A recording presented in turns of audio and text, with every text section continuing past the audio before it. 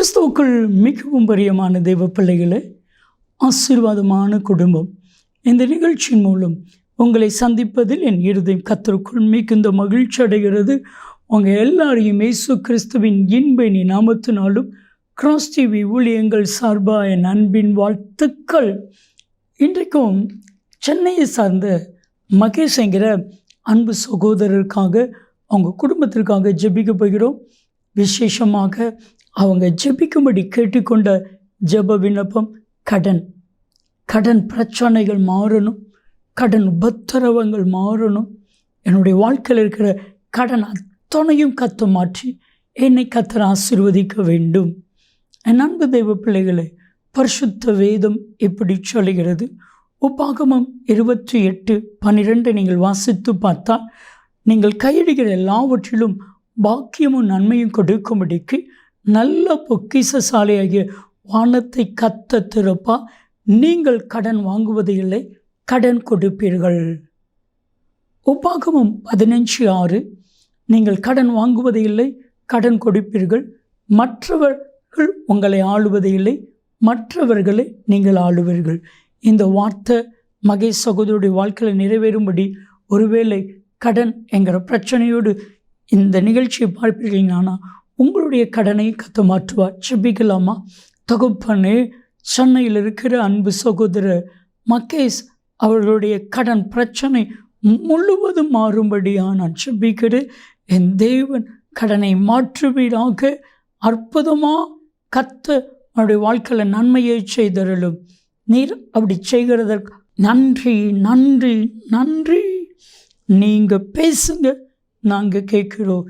இயேசு கிறிஸ்துவின் நாமத்தில் ஜெபிக்கிறோம் ஜீவனுள்ள பிதாவே, ஆமென் ஆமென். கிறிஸ்துவுக்குள் மிகவும் பிரியமான தெய்வ பிள்ளைகளே, ஆசீர்வாதமான குடும்பம். இந்த நிகழ்ச்சிக்காக ஆண்டவருடைய பாதத்தில் காத்திருந்த பொழுது கர்த்தர் சொன்ன கர்த்தருடைய வார்த்தை, பயப்படாதே, நீ விசுவாசமாய் இரு. என் அன்பு தெய்வ பிள்ளைகளே, பயம் வரும் பொழுது கலக்கம் வருகிறது, கலக்கம் வரும் பொழுது வேதனை வருகிறது, வேதனை வரும் பொழுது நிந்தைகள், அவமானங்கள், பல விதமான உபத்திரவங்கள் நம்மளை சூழ்ந்து கொள்கிறது.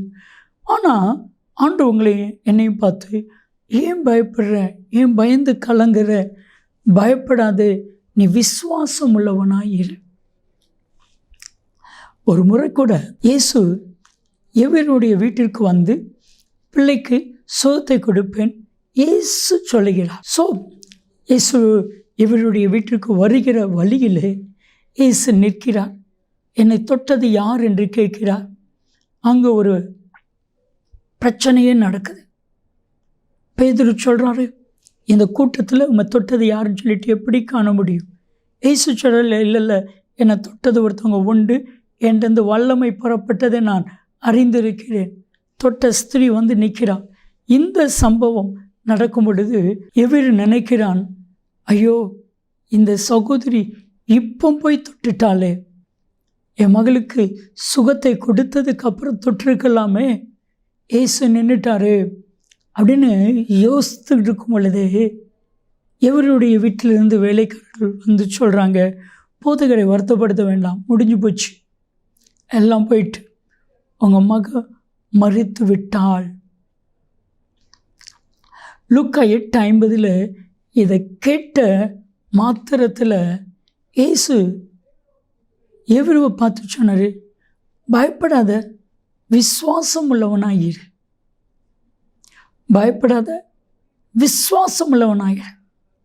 இவருக்குள்ள ஒரு தெய்வீக விசுவாசம் வந்துச்சு, தெய்வீக வல்லமை வந்துச்சு. இயேசு இவரை வீட்டுக்கு கூட்டிகிட்டு போனார். எல்லோரும் அழுதுட்டு இருக்காங்க. எல்லாரையும் வெளியே போச்சனார். மரித்த 12 வயது மகளை எழுப்பி கொடுத்தார்.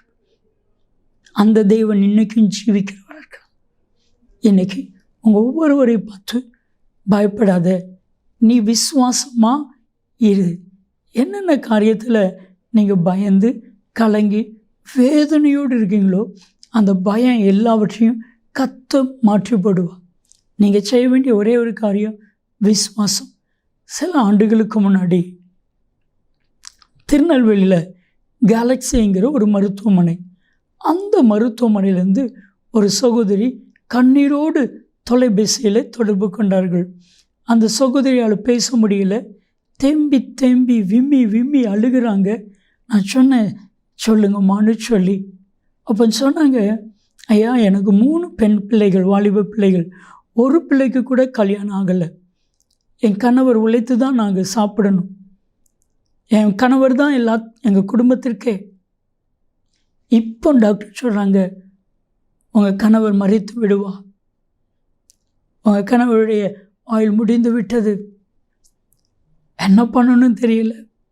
நாங்கள் எல்லாம் அழுதுட்டு இருக்கும் பொழுது தான் ஒருத்தவங்க உங்கள் நம்பரை கொடுத்து தொடர்பு கொள்ள சொன்னாங்க. நான் ஜெபிக்கும்படியாக உங்கள்கிட்ட தொடர்பு கொள்கிறேன்னு ஒரே அழுகு. அப்போ தான் கர்த்தர் சொன்னார், அல்லாதே, பயப்படாமல் விசுவாசமாக இரு.